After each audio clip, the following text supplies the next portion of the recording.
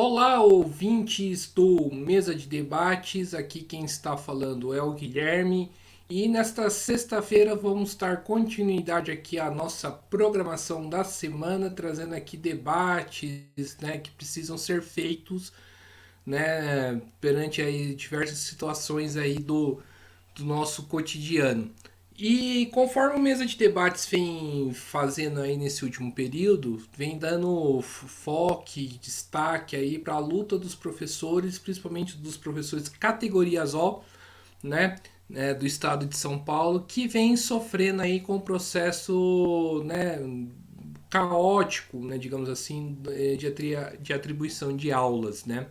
E para falar sobre esse problema, né, e principalmente, né, o que está por trás dele, né, eu convidei aqui hoje a professora Renta, que é do coletivo, né, da agrupação Nova Classe Educação, né. Então, sem muita demora, tudo bem, Renata? Antes da gente começar, falem aí um pouquinho de você. Oi, Guilherme, oi todo mundo.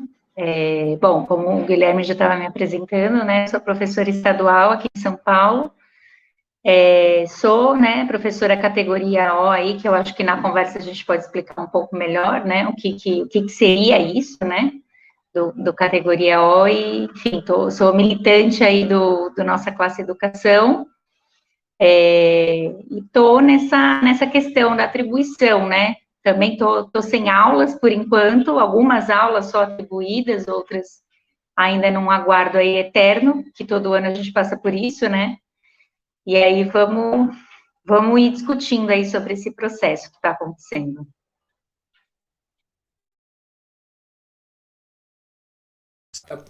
Renata, pelo que eu andei lendo aí em materiais de vocês, né? Vocês falam muito da questão aí né, do plano de nova carreira que estaria por trás desse processo de atribuição de aula. Eu queria que vocês começassem aqui a nossa live explicando sobre o que é esse novo plano de carreira, né, que estão querendo impor para os professores. Então, Guilherme, na verdade, assim,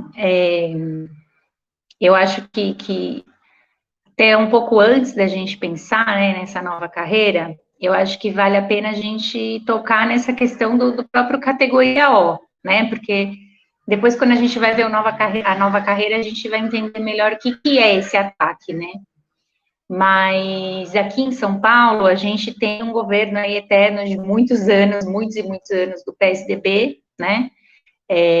Passou pelas mãos aí de figuras como o próprio Alckmin, né? Que hoje é nosso vice-presidente.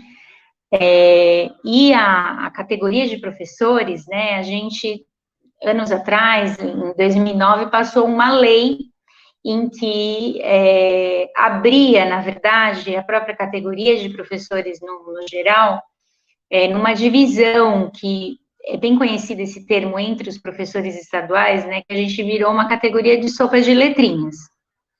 Então, a gente é dividido em letras, né? Não vou entrar muito nesses meandros, mas aí onde se encaixa, né, o professor categoria O? Ele é um professor que ele é contratado pelo Estado, né? Ele não é um professor concursado, ele é contratado, o Estado contrata com, né, contratos mais instáveis, não são, não são contratos super estáveis, como, por exemplo, a própria contratação, né, dos professores efetivos por concurso público. E aí o Estado, o que ele faz? Ele abre aquilo, né, com uma desculpa de, bom, temos uma falta de profissionais, então vamos flexibilizar a forma de contratação para que a educação e as escolas não fiquem sem professor. Só que, na verdade, é tudo plano da própria precarização da educação, né, que vem já de anos atrás, né. Então, hoje a gente está numa situação onde a gente vive, né, muitos anos já sem concurso público, e quase a categoria inteira de professores, então pensa no estado de São Paulo, né, são muitos professores, quase metade dos professores hoje não são efetivos, são professores contratados. E, enfim, o que está por trás de tudo isso, né, essa questão do contrato? Não só a questão de diminuir os direitos também, né? Então, eles vêm com uma desculpa de vamos melhorar a educação para não faltar professor, mas na verdade é para também, né? Tem outros planos por trás. Um deles é exatamente a queda dos direitos, né? Então, ao invés de você ter professores efetivos dentro de uma CLT, professores que tenham direitos maiores, você contrata professores com coisas muito mais flexíveis, contratos que vão se encerrando de tempo em tempo e o próprio Estado pode ir mudando as regras dele, né? Então, isso, né, é uma das coisas dessa divisão, né, de direitos, mas também, o que também está por trás dessa divisão de direitos? É o que a gente chama meio que de nivelamento por baixo, né? Então, assim, os direitos da categoria inteira vai sendo nivelada por baixo. Então, se tem professores hoje que ganham, que têm menos direitos, então fica também mais fácil de atacar os direitos daqueles que ainda tinham algum, que seriam os efetivos. Então, na verdade, é um grande plano para dividir mesmo a categoria, né? Por exemplo, quando você pensa, se os professores se levantam com uma greve contra o Estado, contra algum ataque que o Estado está fazendo, né, contra a educação, os professores efetivos acabam tendo um pouco mais de respaldo, até pela lei, do que os próprios professores contratados. Então, vai criando toda uma divisão dentro da categoria, né? Separando os professores e criando formas, na verdade, de separar em força, né? Para poder derrotar mais fácil greves ou movimentos de levante, né? Da categoria, mas também dividindo esses direitos e abrindo espaço para depois atacar os direitos também dos efetivos, né? Então, vai nivelando o direito de toda, né? Inclusive, não só atingindo professores, né? A gente vai vendo isso em várias categorias do funcionalismo público, né? Então, onde que vem essa questão da nova carreira? Essa nova carreira, ela foi aprovada no governo do Dória, ainda, né? E ela vem como uma resposta, ela vem na linha de raciocínio de um ataque que a gente vem sentindo muito nas escolas estaduais, que foi a reforma do novo ensino médio, né? Que foi aprovada aí pelo governo Temer, né? Então, logo quando tem o golpe institucional, né, que a gente passou aí, que foi um golpe contra todos nós, né? O governo Temer, quando ele assume, ele passa duas reformas muito importantes, que é a reforma trabalhista e a reforma do ensino médio, né? Então, quando a gente pensa isso, a gente tem que ligar bastante como a educação, na verdade, ela está extremamente ligada ao que os próprios empresários querem também dos direitos trabalhistas, né? Então, quando vem uma reforma trabalhista, eles também pensam o quê? Atacar a base daqueles que virão ainda, né?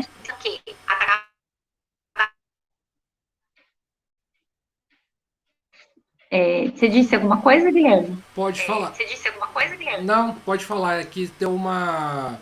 É que caiu por um momento seu áudio, mas pode continuar falando. Tá bom.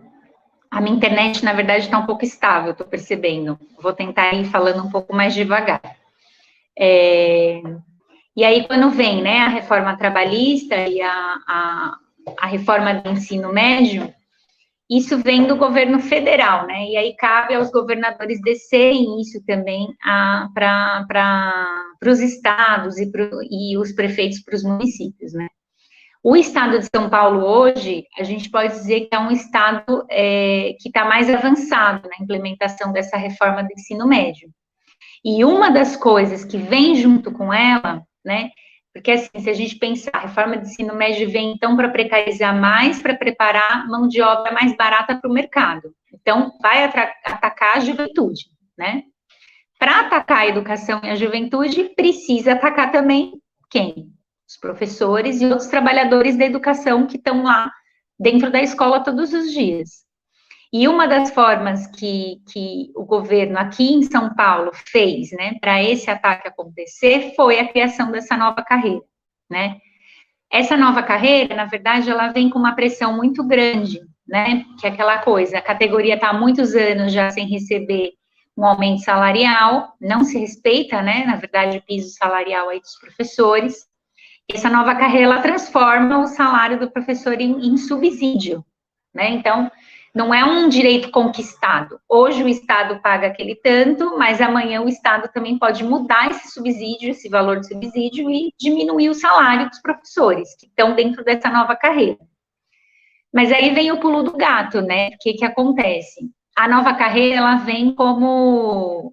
O governo falou muito isso, né? Não, mas os professores podem optar se eles querem estar dentro dessa lei da nova carreira ou se eles não querem.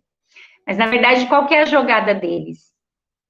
Por um lado, né, os efetivos, eles ficaram com essa escolha, né, de poder aderir ou não à nova carreira, mas os contratados, né, como tem essa flexibilidade da própria contratação e das regras disso, o Estado foi lá e colocou compulsoriamente todos os professores contratados dentro da nova carreira. Então, se eu não me engano, foi em junho de 2022, todos os professores contratados já passaram a essa nova carreira. E dentre várias coisas, né, tem, por exemplo, você vê ali regras nessa nova carreira que abrem espaço, inclusive, para ter mais assédio dentro das escolas, né, por parte de algumas direções dentro de escolas, pela via aí de que as direções, né, elas vão ter um controle, né, dos professores por pontuação não, mas por visões bem subjetivas, assim, de falar sobre o desempenho do professor dentro da escola. Então, assim, vai deixando esse contrato cada vez mais sensível e cada vez mais aberto para um professor poder ser demitido, para um professor, enfim, ter até dificuldades para a própria atribuição. Aí onde caímos na tal atribuição de aulas, né, que eu vi na sua página que você falou, né, da questão das manifestações, colocou ali fotos do que está acontecendo também, né, na frente da SEDUC desde o ano passado. Que aí pega a ideia que eu estava falando no começo, da questão de nivelar sempre por baixo, né? Então, assim, vem aquela coisa, a nova carreira está só para os contratados, mas os que são concursados, eles podem optar se querem a nova carreira ou não. Só que daí que acontece? A atribuição da nova carreira, ela está focada na jornada de trabalho do professor, e não na pontuação que o professor acumula durante anos de trabalho para o Estado, né? Então, antigamente, mesmo a atribuição sendo também bastante injusta, sempre tendo muitos problemas, principalmente para os professores contratados, isso vem de anos, né, esse problema na atribuição. Não é nova essa questão da correria da atribuição, né? Todo ano, muitos professores ficam sem aula, todo ano tem professor que só consegue pegar aula lá para março, lá para abril, e aí é bom para o Estado, né? Porque daí, por exemplo, se um professor categoria O que está há 10 anos trabalhando para o Estado, e aí ele só consegue atribuir em março, por exemplo. O governo os estudantes em alguma escola já ficaram sem aula, porque o professor não conseguiu atribuir, mas isso não garante, na verdade, que é porque todas as escolas estão preenchidas, isso não acontece, porque a gente sabe que tem muita escola com falta de professor, e ao mesmo tempo o governo pula um mês aí de pagar o salário desse professor, né, porque ele está sem aula, então não precisa pagar o salário que ele já recebia, né, então é uma instabilidade muito grande. Só que antigamente, o que acontece? Essa atribuição já injusta, né, da forma como era feita, numa pressão psicológica muito grande, tinha professor que tinha que ficar presencialmente num lugar, que conseguia só arrumar aula, sei lá, 2 horas da manhã, era uma loucura, um absurdo, um descaso, na verdade, né, com os professores, muito grande por parte do Estado, né, desse governo aí, enfim, do PSDB de anos. Agora, o que eles fizeram na mudança? Né? A nova carreira, ela trouxe mudanças na atribuição. Só que a categoria é uma só. Por mais que eles dividam esse direito, os direitos dos professores e os ataques que eles vão dividindo, não dá para eles fazerem uma atribuição separada, com regras diferentes para alguns professores que não estão na nova carreira e para outros que estão na nova carreira sem escolha, que é o caso do categoria O, né, dos contratados, todos contratados. E aí, o que acontece? Essa mudança da atribuição, que é por jornada de trabalho, ela funciona como? Ao invés dos professores serem escolhidos nessa atribuição por uma pontuação, né, que o professor vai acumulando durante anos de trabalho, e também por títulos, né, mestrado, doutorado, licenciatura e tudo mais, ela foi dividida agora por jornada de trabalho. Então, isso quer dizer o quê? O professor, por exemplo, que acumula, né, que trabalha, às vezes trabalha, né, na prefeitura, como professor municipal, e trabalha também para o Estado, ele não consegue dedicar todas as horas de serviço dele para o Estado, né? Então, ele fica com uma carga menor de trabalho dentro do Estado. Só que daí o que aconteceu? Tem professor nessa situação que, vamos dizer, está aí há 20 anos no Estado, né? E aí ele está enquadrado numa jornada de trabalho menor. Aí o que acontece? Vem um professor novo, que também está precisando de emprego, também tem os direitos dele de atribuir, com certeza, mas aí o que o Estado faz? O professor, então, que tiver uma carga maior, vamos dizer, de 40 horas aí, ele passa na frente na escolha da atribuição. Então, começa a ter, por um lado, o governo, ele busca preencher mais aulas, mas é aquela coisa, atropelando qualquer tipo de direito e regra que exista. Então, ele muda tudo, ele tira tudo, essa questão da pontuação é meio que já tem o seu valor, mas dentro daquela jornada. Então, o professor que está 20 anos no Estado, ele vai concorrer às aulas, né, em tantas escolas, junto com os professores que também estão na mesma carga horária dele. Então, se ele está na carga de 20 horas, então ele vai concorrer ali frente, né, usando a pontuação dele dentro dessa carga. Mas aí, se tem professores com menores pontuações, que estão há muito menos anos no Estado, eles passam na frente se eles estiverem na carga, na jornada maior, né, vamos dizer, de 40 horas. Então, o que acontece? O Estado, na verdade, ele está tentando impor que os professores assumam a carga cheia, né, a jornada de trabalho cheia. Ele tenta impor isso, e todo professor ficar numa correria sem fim para conseguir atribuir, conseguir arrumar aulas, né? E aí, o que acontece também? Tem a jornada mínima dentro da nova carreira, né? Então, o professor, ele vai atribuir aulas, mas ele tem que cumprir a mínima, que seria 20 horas. O que isso vai levar? Um professor categoria O, por exemplo, ele vai ter que preencher a carga dele, o que vai acontecer? Ele corre o risco de ter que trabalhar em 4, 5 escolas, ao mesmo tempo. Então, de manhã ele vai dar aulas em algumas, à tarde em outras, à noite em outras, tudo isso para poder preencher essa carga mínima, né, essa jornada mínima que ele tem que cumprir. O professor de 40 horas, a mesma coisa. Então, assim, é uma atribuição que dá um salto de qualidade no ataque, né? Por isso que os professores se rebelaram aí mais, né? Se levantaram, na verdade, contra essa atribuição absurda, né? E como você disse, Guilherme, o que a gente vem falando na nossa classe é que, assim, a gente tem que falar, assim, em alto bom som, que a questão do problema não é só a atribuição, né? Ela é, na verdade, a ponta de um iceberg maior, que a base dele está muito amarrada à nova carreira e ao novo ensino médio.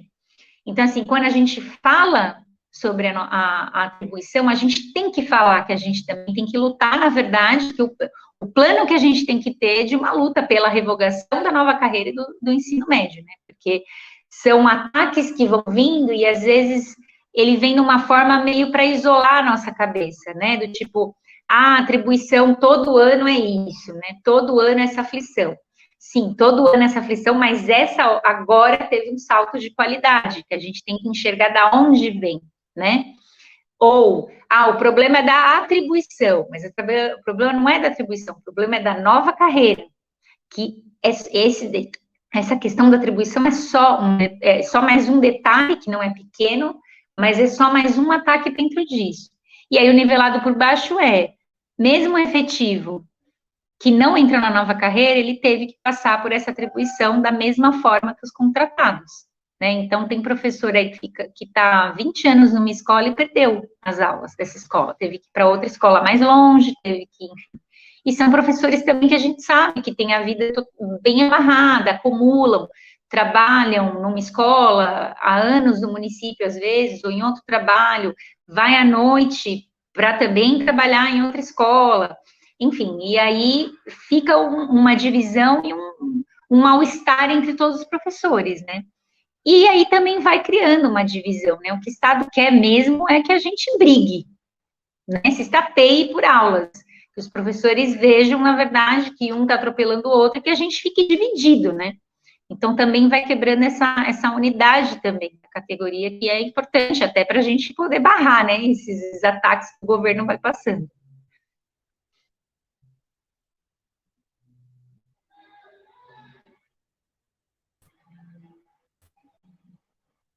Não sei se você queria que eu falasse mais sobre alguma coisa sobre a questão da nova carreira, ou a gente se aprofundar sobre algum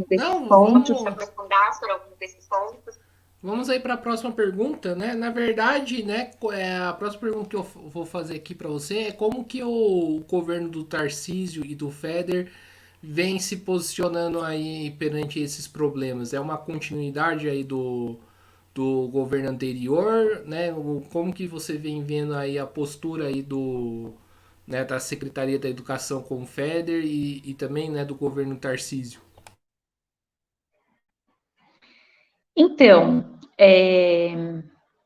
a gente, né, como eu falei no começo, esse legado aí do PSDB é muito forte aqui no estado de São Paulo, né? Mas por enfim, toda a crise política aí também que esse partido foi passando, né, por anos, hoje a gente vê no estado de São Paulo que deu uma escalada para nós, né? E a gente agora está à frente não só de um governo de direita, mas um governo de extrema direita, né? Então, é como assim, a gente agora em São Paulo está com um governo bolsonarista, diretamente, né? O Dória, na verdade, em 2018, quando o Bolsonaro assume, né, o Dória assume aqui num perfil bastante bolsonarista, também, né, se alçou aí dentro das eleições do próprio Bolsonaro, né, a figura do Bolsonaro aqui para assumir, mas aí durante a pandemia a gente viu que o Dória foi tentando se descolar, né, do Bolsonaro, enfim, da política desastrosa, né, e absurda que o Bolsonaro fez contra todos nós, né, durante a pandemia. E aí, enfim, ele tenta se alçar, mas ele não consegue, né? E aí a gente recebe esse golpe aí, né? De um bolsonarista diretamente, não só como um Dória, que tinha, né, todo um perfil bolsonarista, mas, enfim, era do PSDB e não estava totalmente alinhado ali, né? Tentou se alinhar, tentou surfar na onda, né? Mas hoje a gente não tem uma pessoa que tenta surfar na onda no governo de São Paulo, né? A gente tem um bolsonarista declarado. O Tarcísio, inclusive, enfim, é uma figura importante, eles tentam, né, tenta se passar uma ideia, né?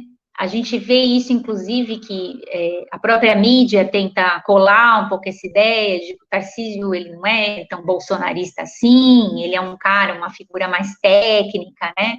Uma pessoa mais branda e tudo mais, ele vem também abrindo mais acordos, né, de diálogos, mas a gente sabe que, enfim, essa é a política também deles, né? Então, na verdade, a gente vê o governo do Tarcísio também como um salto, né? À direita, né? Muito mais forte. Então, não é só um legado de continuidade da política do PSDB, mas eu acho assim, o que a gente vê é que talvez esse ano o Tarcísio deu uma segurada, a gente não sabe, né? Tudo pode acontecer, mas que a gente também não pode ficar na ilusão de que, na verdade, ele vai ser só uma continuidade. porque ele é uma figura mesmo da extrema-direita, né? Quando a gente vê os secretários que ele escolhe, e as figuras, né, políticas que ele escolhe, tem familiares, por exemplo, do próprio Bolsonaro, né, assumindo secretarias aqui em São Paulo, principalmente pautadas aí na questão da mulher, questões de gênero, de questões mais ideológicas, né, ideológicas, digo, figuras ideológicas bolsonaristas, né, no governo dele. E tem um exemplo aí também do Guedes, né, que agora já vem declarações aí do Guedes também vir para São Paulo, né, então a gente vai vendo que, na verdade, é tentar copiar a própria política do Bolsonaro, né, do nacional, agora para o estado de São Paulo. E aí tem a figura do Feder, né, como você citou. O Feder, ele quase foi ministro do Bolsonaro, escolhido pelo próprio Bolsonaro, mas como estava na época, né, da pandemia, e o governo Bolsonaro estava na sua instabilidade aí, o Feder não assume esse ministério. Mas ele fica ali como uma carta na manga, né? Quando o Tarcísio entra, ele chama exatamente essa figura, enfim, que ele é o Feder, ele é um empresário, né, do estado do Paraná, deu profundos avanços contra os professores e a educação no Paraná, apesar de eles quererem, enfim, se vangloriar aí por trás de índices, né, a gente sabe, quando a gente está na escola, a gente sabe muito bem o que simboliza esses índices, né. E aí agora o Feder vem e assume. Já tem alguns escândalos, né, por exemplo, contratação aí da empresa, da própria empresa dele, para prestar serviço aí para o Estado. Então, são denúncias que já estão sendo feitas. E ele é um cara bastante privatista, né? Ele tem frases aí, enfim, tem um livro, né, que ele lançou sobre educação, anos atrás, e aí ele fala, inclusive, professores são analfabetos, enfim. É um cara, assim, ele tem toda uma política de um discurso para abrir espaço para a própria população acreditar que, por exemplo, quando a gente coloca uma empresa privada dentro de uma escola, é ótimo, vai melhorar a educação, né? Então, é aquela coisa, educação como um meio, né, uma via onde se lucra mais, né? Não à toa, né, pensando nessa... Acho importante essa pergunta que você fez, porque fica essa ideia, né? Será que eles vão ser uma continuidade do próprio legado do PSDB também? Eu acho que, na verdade, eu vejo que, na verdade, é um salto mais à direita, mas, com certeza, é uma continuidade, é um governo desenhado de continuidade dessa própria ideia que eu estava falando, né? Sobre a reforma do ensino médio e da nova carreira. Porque, na verdade, eles que vão ter que implementar cada vez mais isso dentro do Estado. E o NEM, né, que os professores falam, que seria a sigla do novo ensino médio, ele foi feito exatamente para se desenhar mais lucros também para os empresários, né? Por um lado, pela via de precarizar mais a própria educação, então, se o mercado hoje precisa de uma mão de obra mais barata, então a gente também não precisa de uma educação melhor, a gente pode reduzir também a qualidade dessa educação, atacar a qualidade dessa educação exatamente para ter uma classe trabalhadora no futuro também mais precária. Por outro lado, precisa também atacar os professores para conseguir fazer isso, não só os professores, né, os trabalhadores de educação em geral, né, todos que trabalham ali dentro.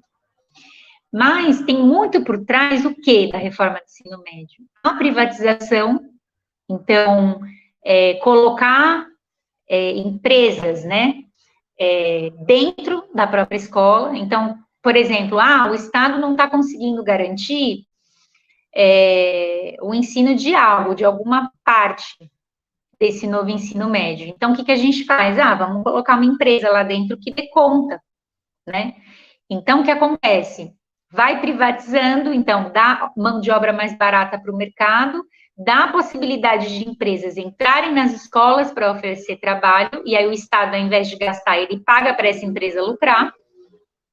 E, por outro lado, tem uma chave bem importante, que eu acho que se liga bastante essa lógica também da extrema-direita, que liga lá no plano do corte dos gastos, né, do teto dos gastos da educação.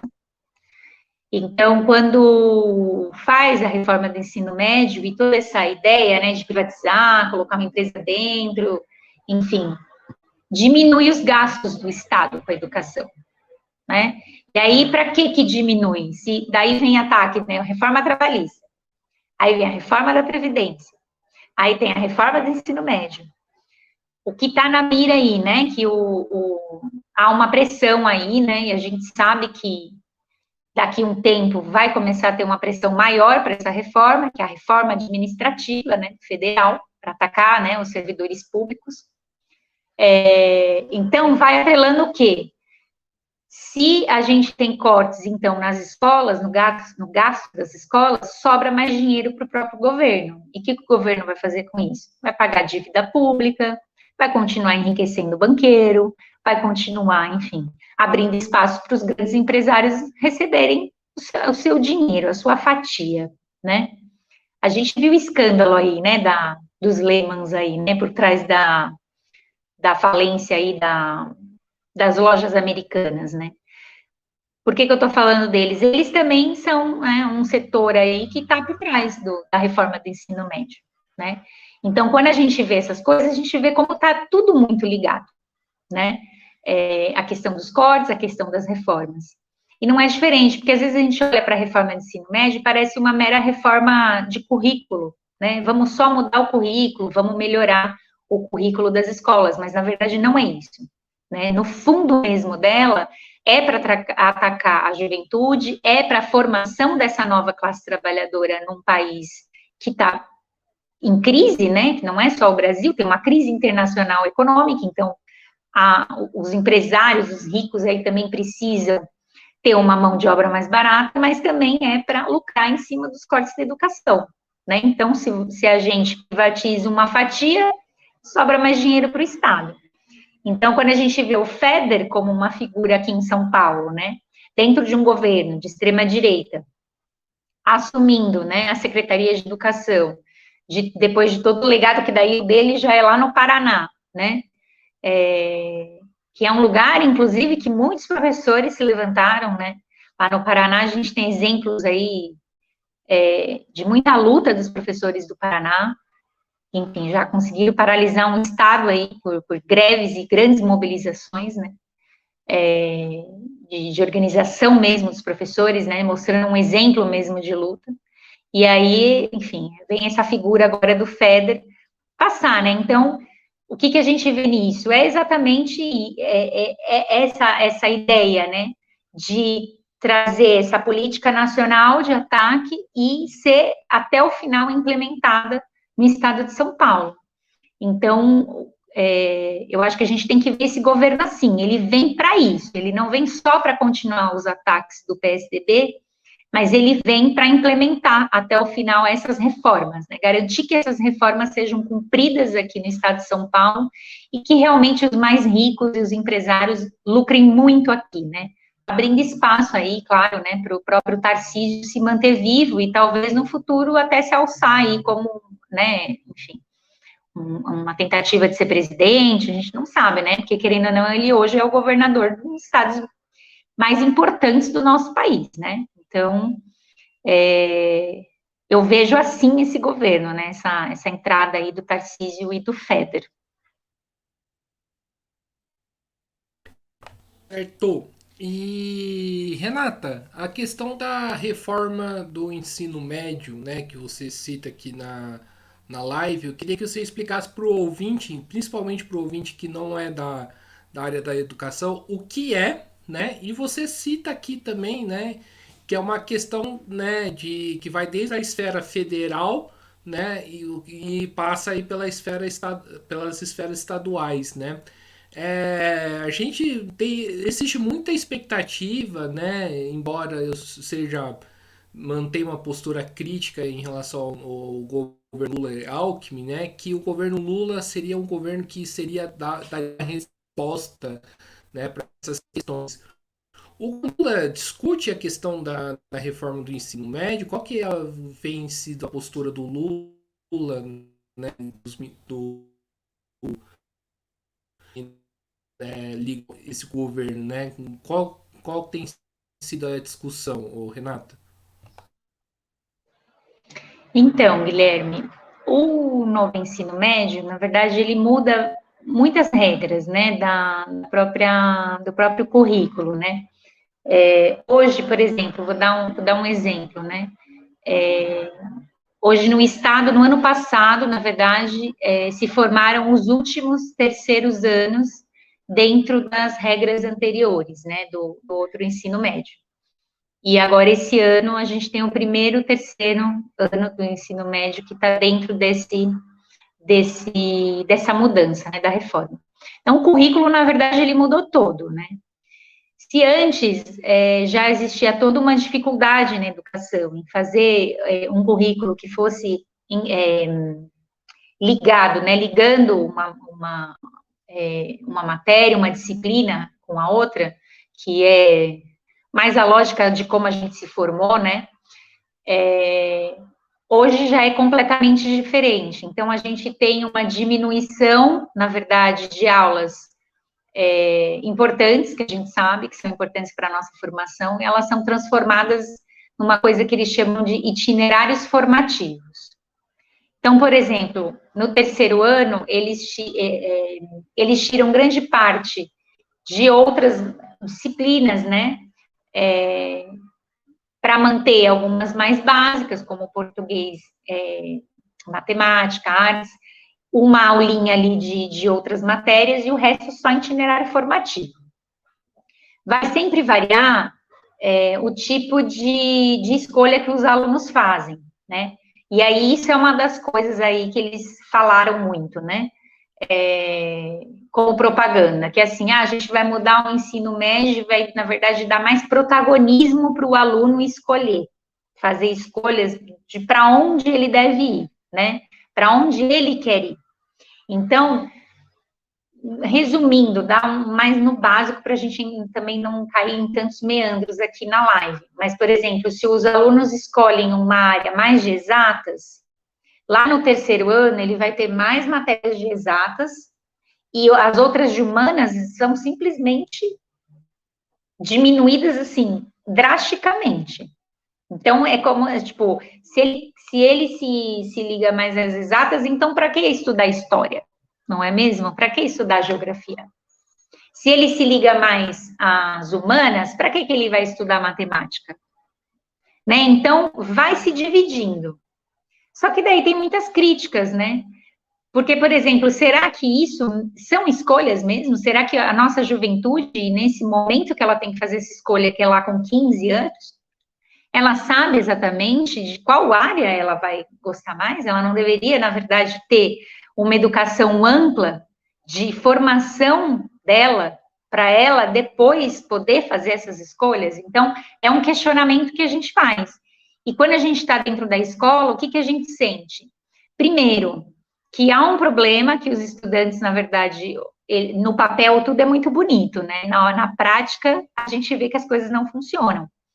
Os alunos, por exemplo, tem muitos que indagam e falam, mas eu não escolhi a área de exatas. Mas ele está lá na sala de exatas. E ele não pode mais mudar.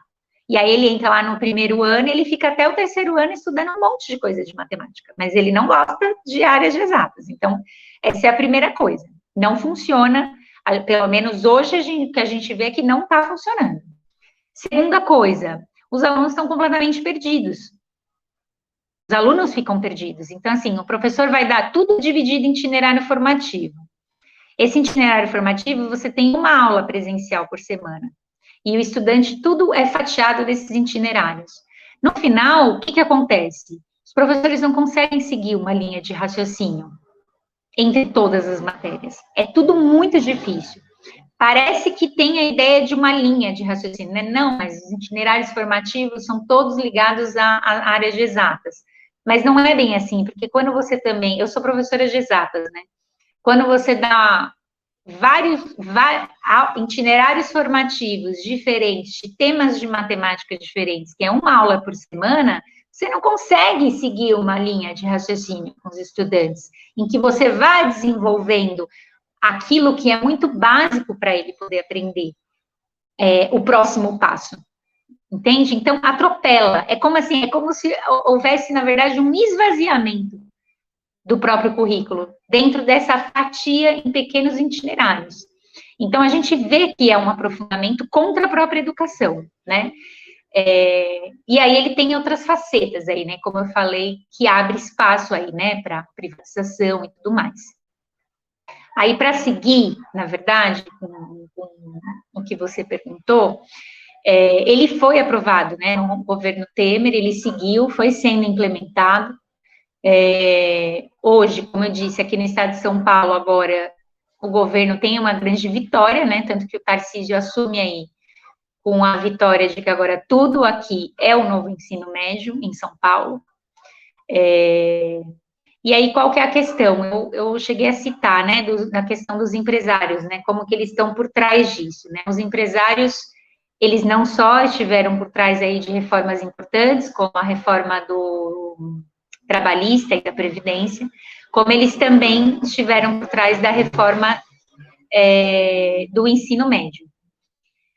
Quando passa as eleições, que tem, né, a vitória do governo Lula aí, querendo ou não, aí um inimigo histórico, né, dos professores de São Paulo, dos trabalhadores da educação de São Paulo, que é o Alckmin, né, que, enfim, foi o alvo aí das ocupações de escolas, né, quando a juventude se levantou aqui em São Paulo, os trabalhadores da educação lembram bem disso, né, nossa juventude se levantou contra, né, enfim, essas novas regras que o governo já estava tentando implementar aqui contra, né, a educação, a juventude, na época, sabia do que estava acontecendo, né, estava sendo bastante sujeita daquele processo contra o Alckmin. Hoje a gente tem o Alckmin aí na vice-presidência, né. Quando o governo Lula-Alckmin, ele ganha, né, as eleições, eles vão para o período do que a gente chama, né, de governo de transição. Então, vem esse governo de transição, onde o governo novo vai chamando, né, setores e figuras para debater sobre várias coisas, sobre vários flancos, e uma delas foi a própria educação. Essa parte foi bastante criticada por muitos teóricos aí ligados à educação, porque assim, o que acontece, né? Que daí vai mostrando as facetas também do governo, né? Claro que a gente não pode igualar jamais um governo Lula, apesar de Alckmin junto, a gente pode igualar a um governo como o do Bolsonaro, jamais, né? A gente sabe o que representou e o que representa o governo Bolsonaro, e isso realmente a gente a gente tem que seguir rechaçando, porque a gente vê aí uma força ainda que existe e se mantém, né, da própria extrema-direita, e exatamente pelos resultados das eleições a gente vê que tem uma continuidade, né, porque, enfim, foi quase ali, né, no meio, quase não, foi bem ali no meio a meio, né, o governo Lula aí ganha por uma diferença apertada de votos, quando a gente vê pela imensidão que tem de milhões de pessoas no nosso país. Mas aí, nesse governo de transição do Lula, quem que ele convida? Quais são também os setores que eles convidam para o debate sobre educação? Os mesmos setores, mesmas instituições, mesmos empresários que tiveram por trás do quê? Da reforma do ensino médio. Então, quando a gente vê isso, Guilherme, o que a gente já consegue fazer uma análise de cara, que realmente o quê? Qual que é a perspectiva, então, desse governo? Ele vai fazer algo, na verdade, ele vai atuar de uma forma lá na esfera do governo para revogar essa reforma do ensino médio? Jamais, porque se os próprios setores por trás dessa reforma estão dentro do governo, né, opinando, palpitando, falando qual que são os planos para a educação, então a educação vai continuar amarrada no quê? Nos planos dos lucros, nos planos de precarizar a educação da nossa juventude, nos planos de atacar aqueles que trabalham com a educação em prol dos lucros deles. Então, assim, como eu disse, não tem como igualar os governos, com certeza, mas, ao mesmo tempo, essa política de que o PT fala muito disso, né? É uma política de diálogo. Os diálogos precisam estar abertos, né? Porque a extrema-direita, ela fechou os diálogos, né? Com uma radicalidade. Então, a gente tem um governo agora de diálogos, de flexibilidade, de o que a gente sabe por trás do quê? De grandes acordos, é a própria política de conciliação aí que a gente fala, né? Do PT. Uma política de conciliação de interesses, né?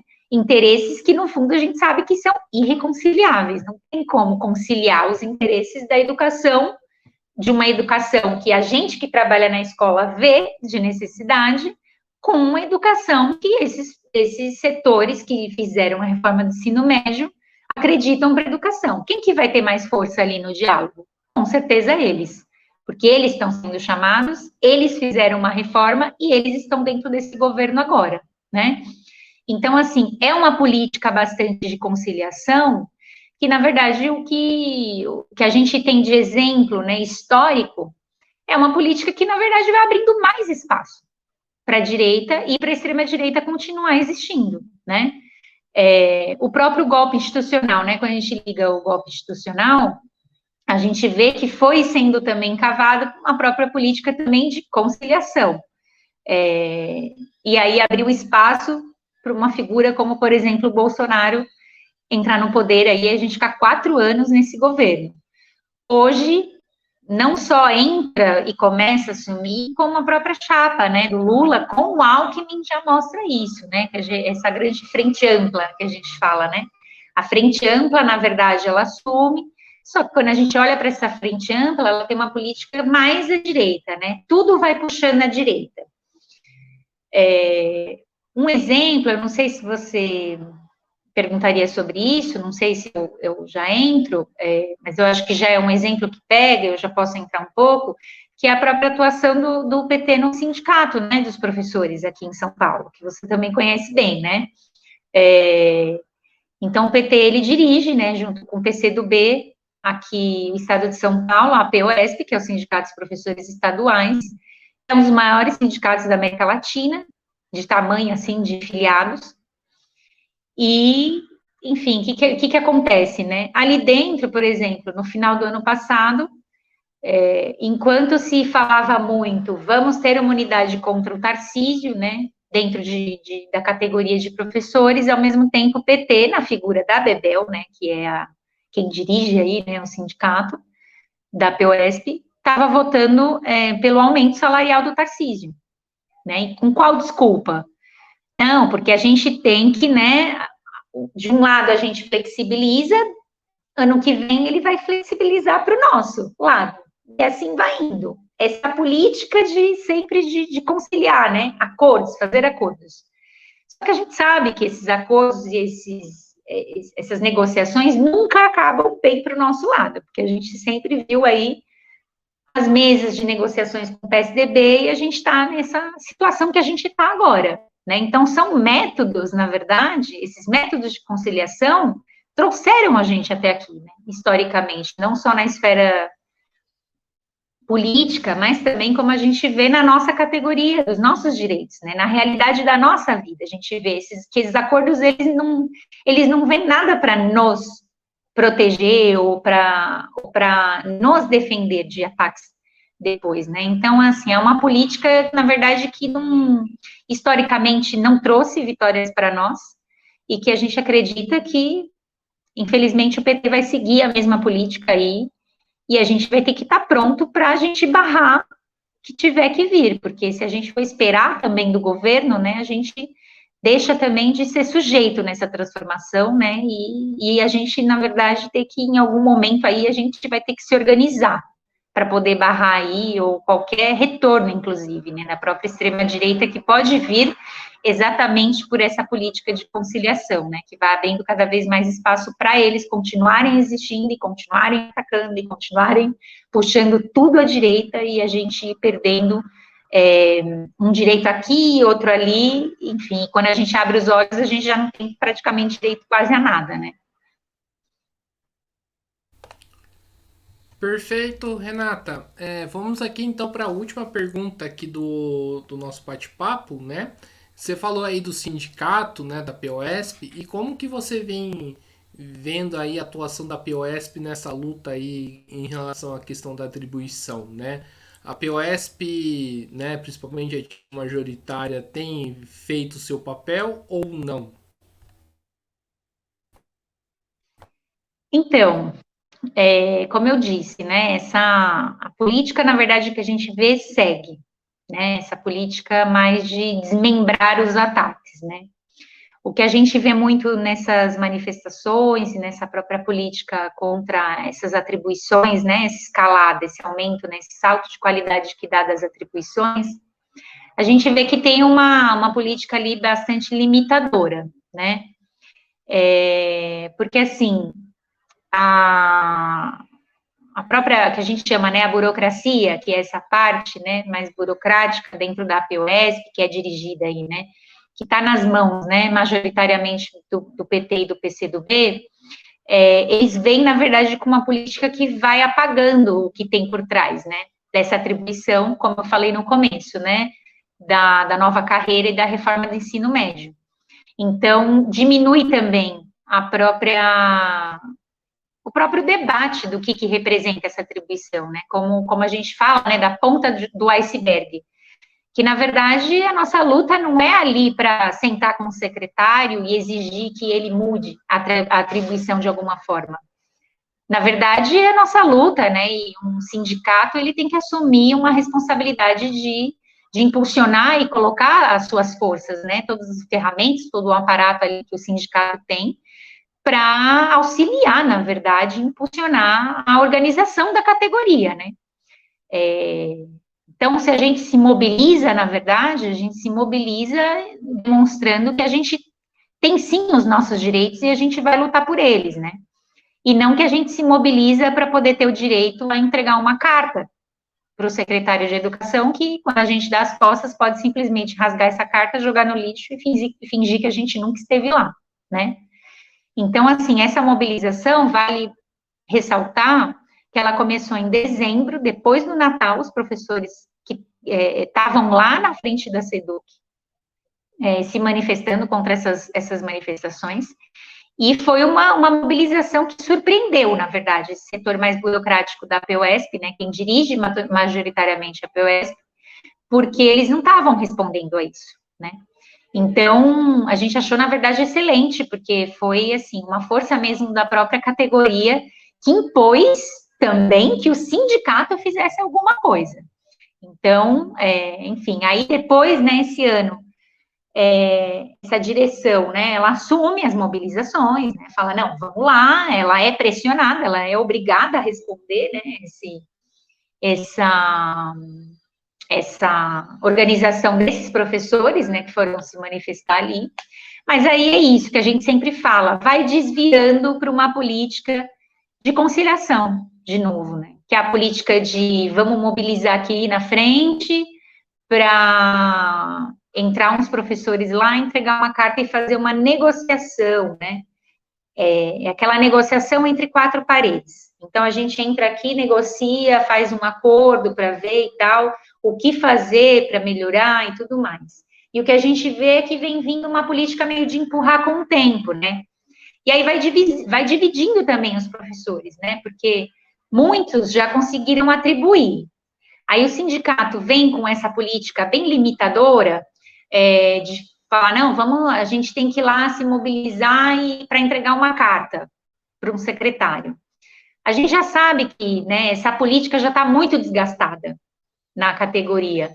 Então, infelizmente, enfim, um setor tem a força de chegar ali, de se mobilizar, outros setores vão ficando muito desacreditados, na verdade, nessa própria política que o sindicato vai impondo, né? O sindicato tenta impor, na verdade, ao invés de impulsionar uma organização, né, dos trabalhadores, essas políticas de conciliação vai impondo, na verdade, os trabalhadores se sentindo cada vez mais sozinhos, né? Então, quando a gente vê a política do sindicato, por exemplo, contra a nova carreira, como foi, né?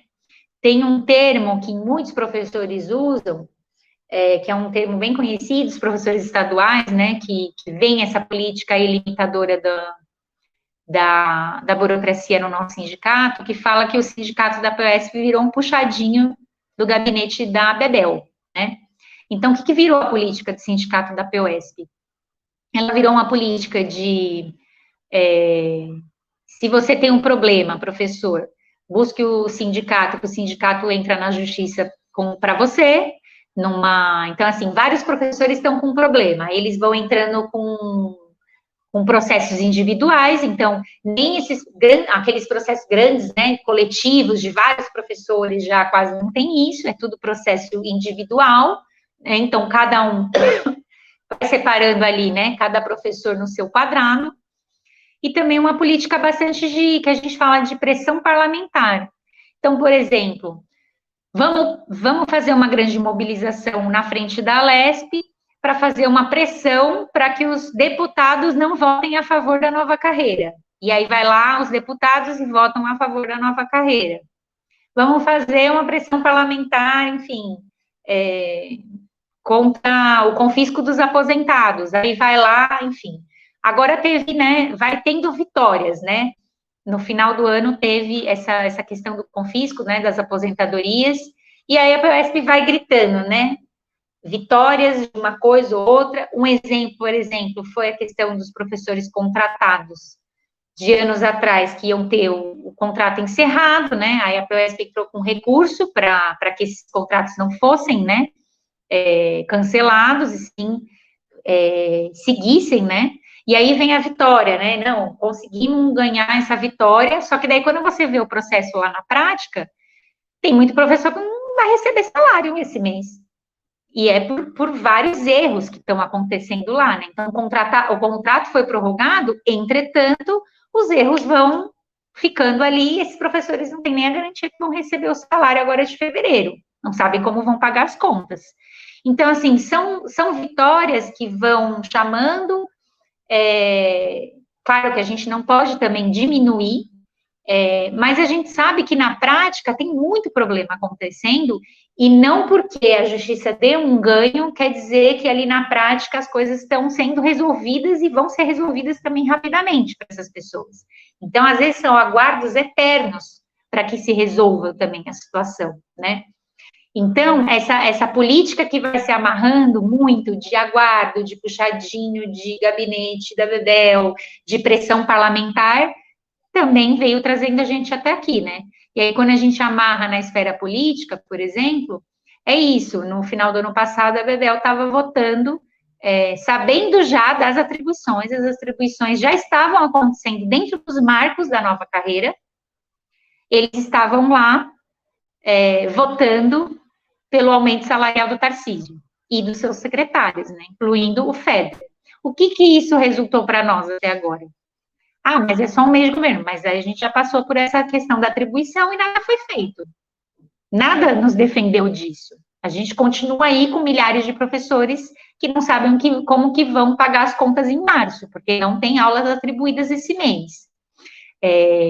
Outra coisa, ao mesmo tempo que está acontecendo essas atribuições agora, essas atribuições não, né, que estão acontecendo esses ataques por dentro da atribuição, né, amarrada à nova carreira, o PT, na esfera federal, está apoiando, por exemplo, que lá na Alesp, lugar onde a Bebel faz toda a política da gente fazer a pressão parlamentar, né, nas ruas, nesse lugar o PT está apoiando que uma figura do partido, né, do PL, assuma a presidência da Alesp.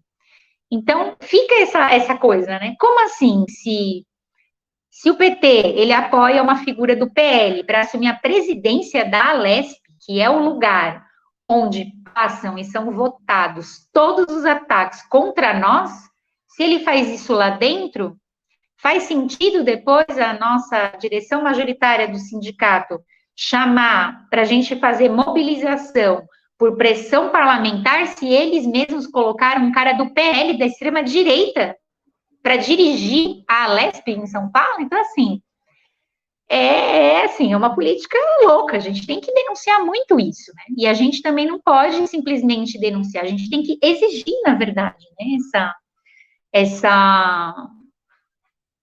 exigir que se rompa com essa política, né? Porque até o final, a gente tem que entender que o sindicato, né, ele é nosso, ele é da categoria. Ele não é de uma figura parlamentar, ou ele não é de correntes políticas em si, que mandam e desmandam ali, e fazem, né, as regras ao seu bel prazer, e rifa, inclusive, os nossos direitos dentro de acordos e conciliações ali com o governo. Rifam, né? Então, a gente tem que abrir bastante os olhos para isso, né? Porque é um sindicato que a gente também não pode abandonar e falar, a gente está abandonado mesmo e o sindicato não serve para nada, a gente está sozinho e a gente vai ter que aguentar. Na verdade, não, a gente tem que abrir os olhos e ver que o sindicato, ele é da categoria, né? Ele é o nosso sindicato.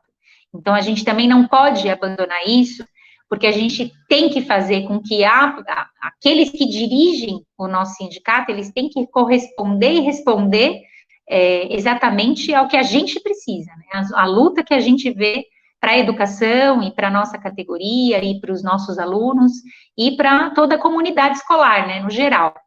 Então, essa questão que eu acho importante, que eu acho que seria legal a gente encerrar nessa visão, né, que os professores não abandonem o seu sindicato, porque é só com a nossa pressão ali, na verdade, a nossa exigência e também quando a gente vota nessa direção, que a gente faz a diferença, porque esse aparato ele tem que estar do nosso lado, e não, na verdade, usando os nossos direitos para fazer acordos, enfim, que agora são com a extrema-direita aqui em São Paulo, né?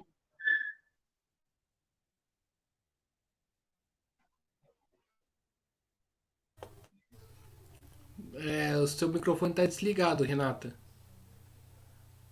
Ah, Pode ter. Pode, agora tô te escutando. não, Pode mas é agora isso, falar. Gui, que, acho que no geral é isso, espero que tenha respondido suas perguntas, tenha conseguido também ser claro, para passar aí também para o pessoal que está assistindo, né? E é isso, aí qualquer dúvida também, o nossa classe, ele tem também redes sociais, pode seguir a gente lá também, né? A gente tem uma rede social no Instagram, nossa classe Educação, em alguns estados, né? A gente tem aqui em São Paulo, em Minas Gerais, não sei se tem canal do Instagram de outros estados, mas a gente também tem Facebook, da nossa classe, e o Esquerda Diário, né? Que o Guilherme também conhece, né? O esquerdadiario.com.br, que lá a gente publica todas as matérias, né? A gente está publicando matérias aí sobre a questão da reforma do ensino médio, que a gente está abrindo uma campanha, né? Vamos impulsionar uma campanha aí no decorrer do ano, uma campanha pela revogação integral do novo ensino médio. Aqui em São Paulo, essa campanha nacional, né? Aqui em São Paulo também, exigindo aí, né, a luta e também que o nosso sindicato, né, lute e organize a nossa categoria aí contra a nova carreira, né, e é isso, e aí a gente publica muitas coisas lá, publicamos essa questão do apoio do PT, né, ao presidente aí também da Alesp, né, de extrema direita, enfim, a gente vai abrindo muitos debates e é interessante também se algum professor aí que também estiver assistindo, quiser conhecer mais a gente, quiser mandar mensagem para a gente também, para seguir a gente lá nas redes. Então, acho que é isso aí, pessoal, né? Estamos encerrando aqui mais uma entrevista e do Mesa de Debates. Quero aqui, primeiramente, agradecer a participação da Renata, né? Gostei aqui da live, né? E passo a bola aí para ela fazer as considerações finais. Quiser falar também mais alguma questão que não foi tocada também, sinta-se à vontade, Renata. Acho que a gente conseguiu pegar bastante coisa, né, Guilherme? Queria, na verdade, agradecer meu nome, né, em nome também da nossa classe, do MRT, e do Esquerda Diário, por esse espaço, né, que você deu para a gente poder trazer esses debates importantes aí, não só para os professores, mas em geral, né, para todo mundo que assista. E é isso. Agradecer mesmo você aí pelo espaço. Muito obrigada. Perfeito, então, né? Lembrando sempre aqui de se inscrever aqui no podcast Mesa de Debates de Tudo Um Pouco, também, né, curtir a nossa página do Facebook, Mesa de Debates de Tudo Um Pouco. Compartilhe, curta, comente esta entrevista e outras também, né, seja falando de educação e também de outros temas que o canal aborda também. E siga a gente no Instagram, Mesa de Debates. Então é isso aí, pessoal. Mais tarde aí eu volto, né? Forte abraço a todo mundo e fui.